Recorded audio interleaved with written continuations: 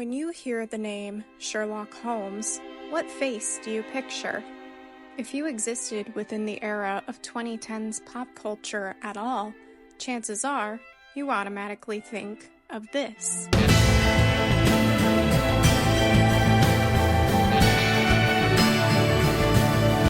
Of course, many Sherlock Holmes fans probably have other adaptations that come to mind upon hearing the name as well.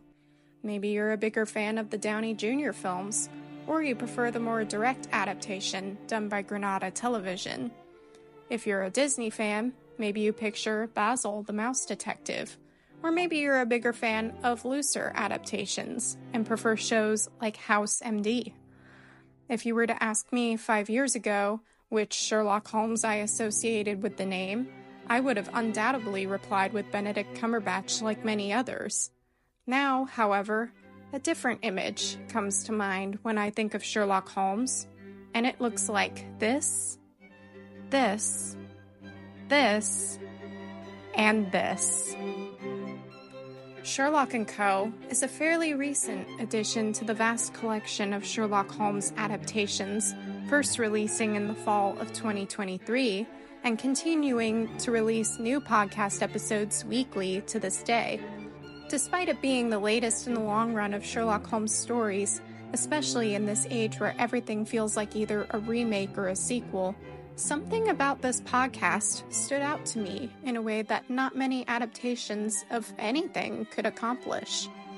My name is Gracie, and today I will be discussing the podcast Sherlock & Co., what I enjoy about it, and what, in my opinion, makes an honest adaptation of a story. Two quick disclaimers before getting into the meat of this video, the first of which being that going forward there will be spoilers for Sherlock & Co., BBC Sherlock, and possibly the original stories as well, although those stories have been around forever, so I don't really know what to say if you're surprised you get spoilers from this video. I highly recommend listening to Sherlock & Co. if you have not done so already, but I'm not your mom, you can do whatever you want.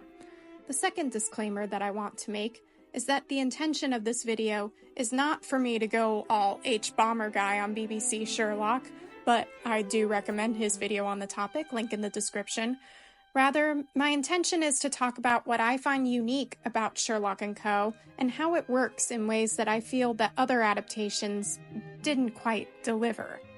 Because of this, I will be speaking a bit critically about BBC Sherlock and the Downey Jr. films, since they're fairly recent adaptations of the stories, specifically about Sherlock Holmes and John Watson.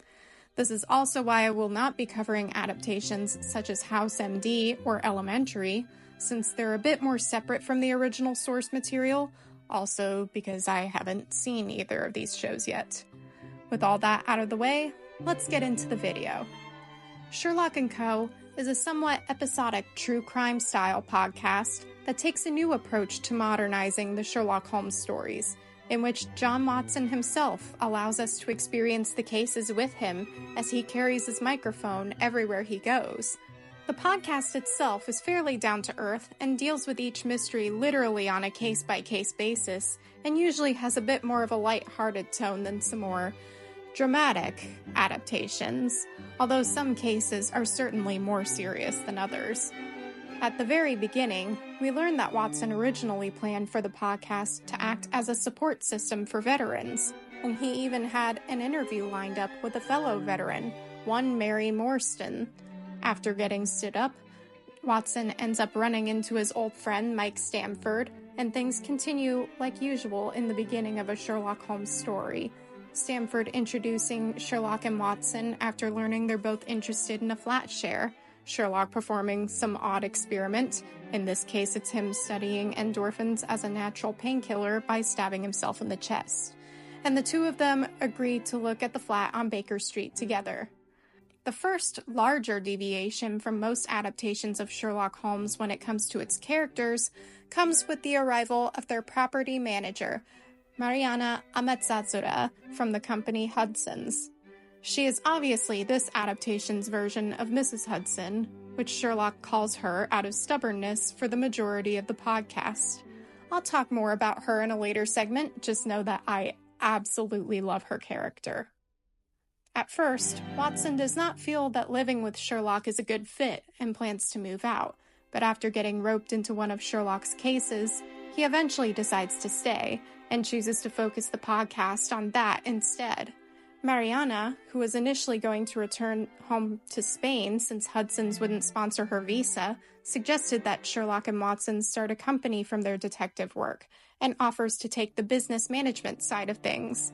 The three of them agree to call their business, and by extension the podcast, Sherlock & Co.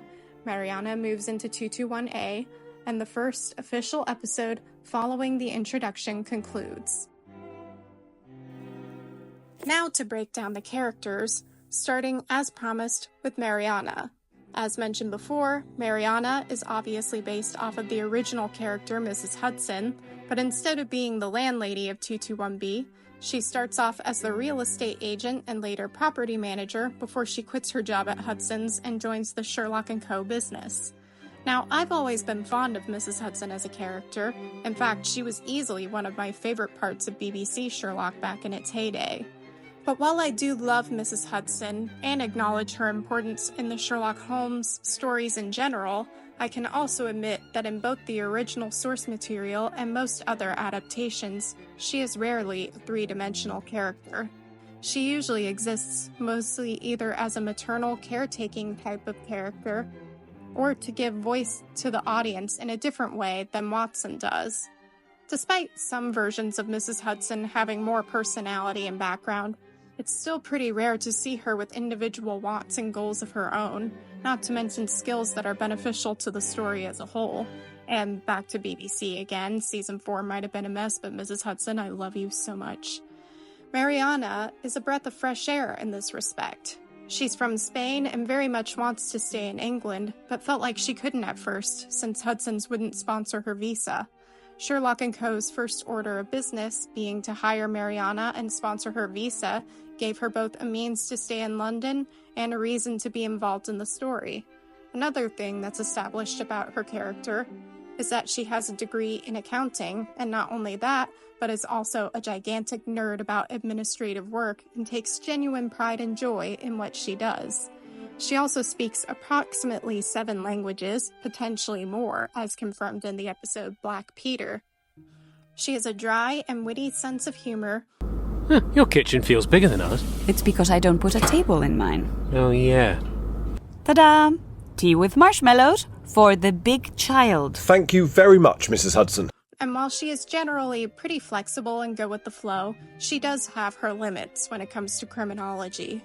There are a few occasions where the trio are confronted with a more violent or gruesome case than usual, and Mariana is significantly impacted by these cases. Some people may criticize the writers for this by making the only woman in the trio more sensitive to blood and violence, but with the context of all the characters, it makes sense in my opinion. Sherlock has been specializing in criminology for years at this point in his life, and is more accustomed to violent crime. Then there's Watson, who not only is a doctor but served 3 tours in Afghanistan, as well as one in Ukraine, and as a result would also be prepared for a violent scene. Mariana, however, is a civilian, and mostly works the administrative side of Sherlock & Co., so her reactions feel less like an old-fashioned portrayal of women, and more of something the audience can personally empathize with. Plus, it helps that Sherlock and Watson aren't quite as unfazed by violence as some other adaptations make them seem. There are many instances where Watson audibly recoils from what he's seeing, and Sherlock reacts with obvious horror in his voice. There's bodies everywhere, Sherlock. Good God. These reactions also help to solidify the friendship between the trio, particularly between Mariana and Sherlock, such as this scene, which is one of my favorite scenes between them. I just don't want to see the bodies, Sherlock. Okay? You don't have to. I will do it. Overall, Mariana is an incredibly fun and engaging refresh of a classic Holmes character, and she continues to appeal to the listeners as the story continues. Next, I want to talk about the classic point of view character himself, Dr. John Watson. In the original stories, Watson would accompany Holmes on his adventures and help him to solve mysteries, and then would write about them for the paper after the fact. As we read the stories, they are written as if by Watson himself, entirely from his point of view. The fact that Watson is essentially the author of the stories, from an in-universe perspective at least, tends to vary in terms of relevance, depending on the adaptation. The Granada adaptation, for example, has narration from Watson, sometimes in direct quotes from the original stories, in addition to showing Watson writing the stories. BBC Sherlock, on the other hand, has a slightly more omniscient point of view, usually keeping with Watson's perspective, but sometimes switching to a more Sherlock-centric point of view. Watson's writings are also a bit less relevant in this version, too. While they did try to do something new and make it so that John was writing the stories from his blog, that element of the story tends to feel a bit detached from the rest of the story. Other than having other characters reference it at times, one could almost forget that he wrote these cases down at all. Sherlock & Co. keeps with the theme of modernizing the Watson-only perspective, but took it in a pretty different direction, where instead of Watson writing the stories after the fact, he instead records the cases in real time with a microphone, and then later edits the recordings and posts them to the Sherlock & Co. podcast. Now, in terms of characterization, this may be one of my absolute favorite iterations of John Watson I've ever come across. In a weird way, he kind of reminds me of his mouse equivalent, David Q. Dawson from The Great Mouse Detective, and also a bit of Granada as well, while at the same time having something entirely his own. One thing in particular that I like is that he's almost as socially inept as Sherlock is, but in an entirely different way. He seems to overthink anything he says that might be just slightly awkward and starts rambling to try and justify himself, only to make the situation worse, which, honestly, same. The podcast is also pretty respectful about his PTSD compared to BBC Sherlock, in the sense that they treat it as something serious and in some cases debilitating, and requires a lot of understanding and empathy instead of, oh, he's not actually traumatized, he just wants to see more messed up stuff. I enjoy your company, but I feel it best you sit this one out. What? Why? That is more than a little trepidation in your voice. I suspect you're concerned about this murder triggering some uncomfortable PTSD symptoms. Are you okay? Yeah, just PTSD, a whole kind of panic attack brewing. Oh, Watson, your PTSD. If this is too much for you. I mean, maybe I'm not well enough to face this. There is one thing in particular that stands out to me about this version of John Watson, which I would argue is one of his best attributes. I swear I'm not making fun of him here, I'm actually being unironic. I genuinely think it's the fact that he is very much a millennial. Now, obviously this applies to Sherlock and Mariana to a degree as well, but Watson is so stereotypically millennial that I chose to include that for his analysis in particular. This man gives the cheesiest jokes, just a bit too recent to be dad jokes, is very conscious of who he might accidentally offend with a badly placed joke, and overall meets the definition of chuggy in the best way possible, if that's even still a relevant term. Now, this isn't me trying to insult Watson or millennials in the slightest. Every generation has its stereotypes, both positive and negative. Rather, I think having Watson fit so much into the role his generation tends to fill really helps ground the story in reality. Not only that, but it particularly helps to nurture the relationship between him and Sherlock specifically. Not to keep coming back to BBC, although I probably will since it's both fairly recent and extremely well known. But with their iteration of Holmes and Watson, they were obviously Gen X men, so not only did the whole blog thing not feel super grounded within the show, since you wouldn't see a whole lot of blogs run by Gen X men in 2010s Britain, but men, especially British men of that generation, seemed to be pretty emotionally repressed to a degree that was frankly just a bit exhausting to watch. This Sherlock and Watson may both be a bit awkward and not know how to articulate some aspects of their friendship. Why are you stopping? Would you like to hold hands? Or talk about your emotions? Not right now, no. Okay, just checking. But ultimately are able to show affection towards each other in wholesome, unironic ways that BBC Sherlock ultimately never could. And don't even get me started on the Downey Jr. movies. Half the time I was wondering if those two even liked each other at all. This Watson, like the many before him, certainly has a backbone and can and will call out Sherlock for saying something he definitely shouldn't have. But at the same time is so incredibly understanding and accommodating to Sherlock's neurodivergence, which I'll expand on in Sherlock's section, and is honestly just such a good friend. And now we get to the man himself, Sherlock Holmes. I used to say that the perfect Sherlock Holmes would be the one with a personality similar to Cumberbatch's Sherlock, but with Downey Jr.'s eccentric energy he brings to the character. And to an extent, I believe that this Sherlock fits the bill very well. Despite that, though, there are some key differences, things I didn't take into account back then about Sherlock, and honestly, I would say these things are for the better. One of the biggest ones is that pretty quick off the bat, it's made clear that Sherlock isn't an asshole and is perfectly capable of being a kind person. He's just not always great at phrasing things. To be fair to earlier adaptations, since I feel like I've been criticizing them a lot, there is an actual reason why they tended to characterize Sherlock to be so blunt and cold all the time, and that has to do with public domain and copyright laws. You see, many of the Sherlock Holmes stories have been in the public domain for a long time, which is part of the reason why so many people have been able to make adaptations of their own. However, some of the later Holmes stories, where he could be considered more three-dimensional, emotionally speaking, were still owned by the Conan Doyle estate, which would limit creators on how accurately they could portray the detective. Still, I think this was low-key taken to an extreme in some cases and definitely played into the whole edgy, ooh, having emotions and being sincere, stupid, and I'm just smart and logical all the time thing. With that out of the way, I can keep talking about this Sherlock's good attributes. He's true to the original source material in that he is very pragmatic and will be blunt for the sake of getting to the point, but he isn't needlessly callous to others.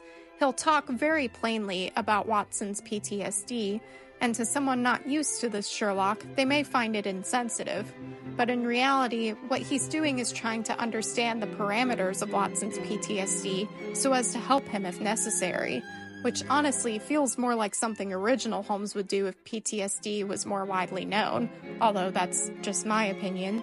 And of course, a large reason why Sherlock is characterized the way he is due to his canon neurodivergence. If I'm being completely honest, this was mostly why I wanted to make this video in the first place. For what, as far as I know, is the first time, Sherlock Holmes has been canonically established as neurodivergent, the podcast focusing specifically on his autism. According to the creator, Joel Emery, Sherlock wasn't originally autistic in his first draft, but decided to characterize him that way after his daughter was diagnosed with autism, and he recognized many autistic traits within Sherlock Holmes while doing research on autism himself. Yeah, so when I first met Tony, it was the summer of 2021, and I gave him probably a first draft by September. In the November, my daughter, who was 2 at the time, was diagnosed with autism. I read and watched loads and loads about it, and I found it very difficult to not see Sherlock's autistic traits in the books. Like, it just would not... I could sort of decouple it and message Tony, and his answer was like, yeah, fine. Sherlock, across many adaptations, has been seen as autistic coded by many fans for some time now, but until this podcast, the closest we got to an actually autistic Sherlock was a one-off joke in BBC about him having Asperger's, and Benedict Cumberbatch's opinion certainly didn't help matters.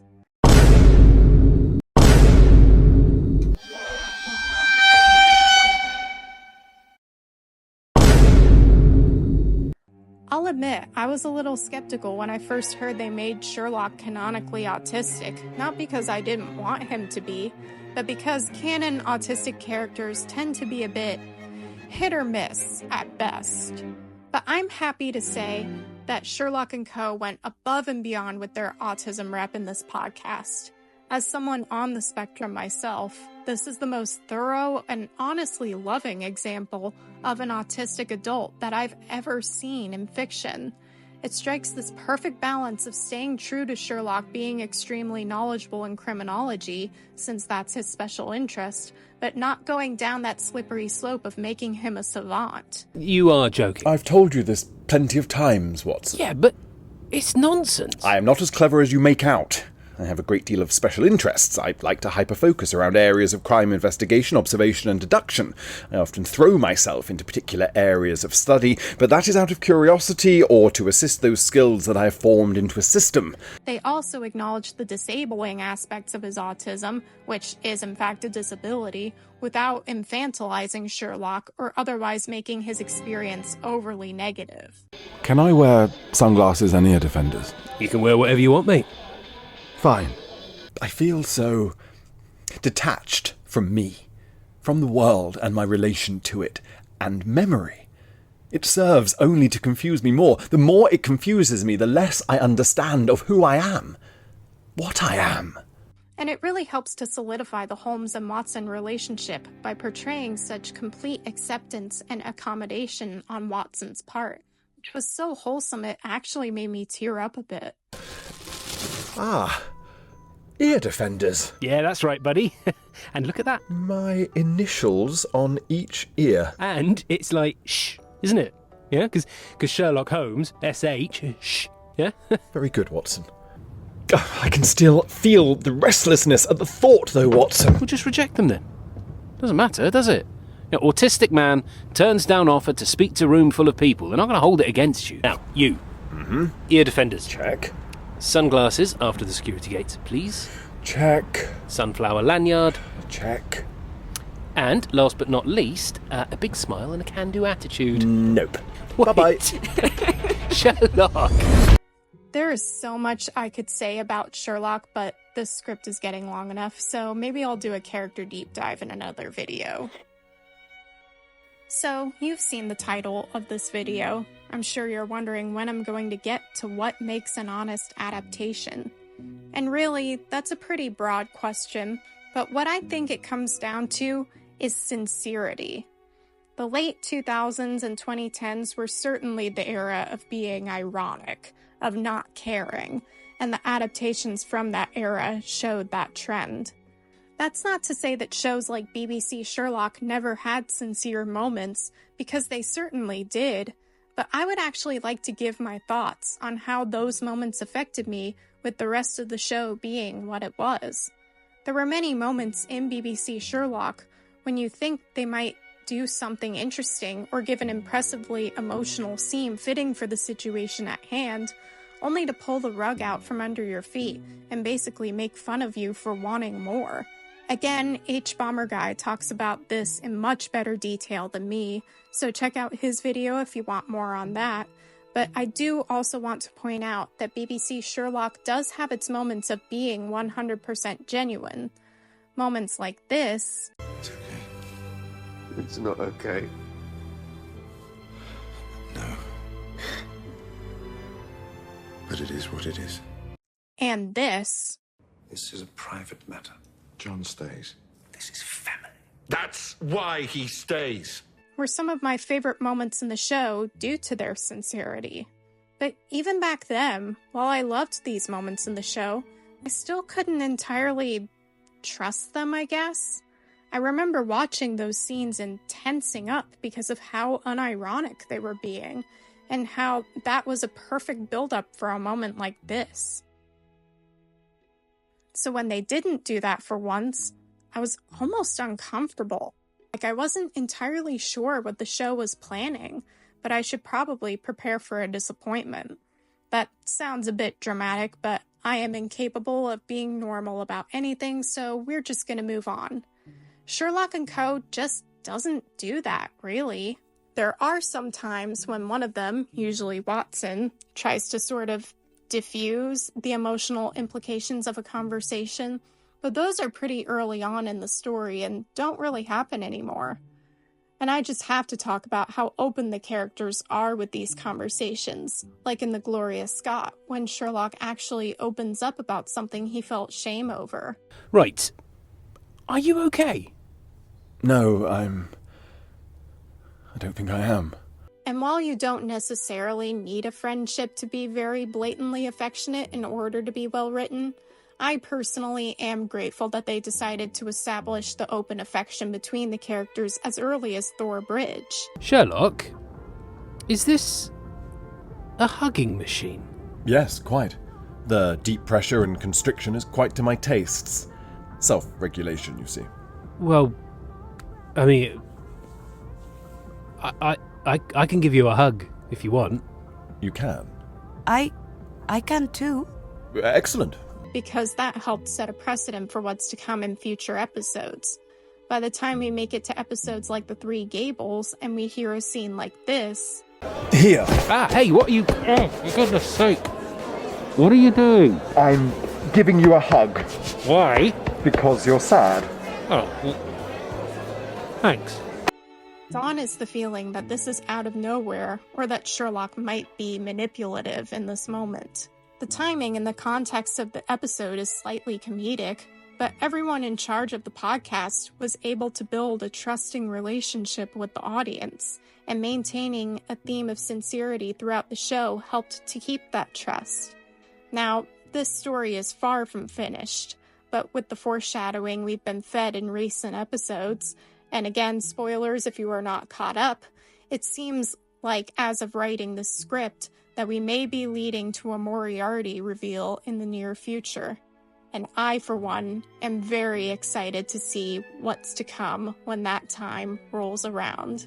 Okay, I hope you enjoyed this video. If you did, please drop a like and leave your thoughts in the comments below. Subscribe to the channel if you want to listen to me infodump about random crap in the future, and I'll see you when I see you.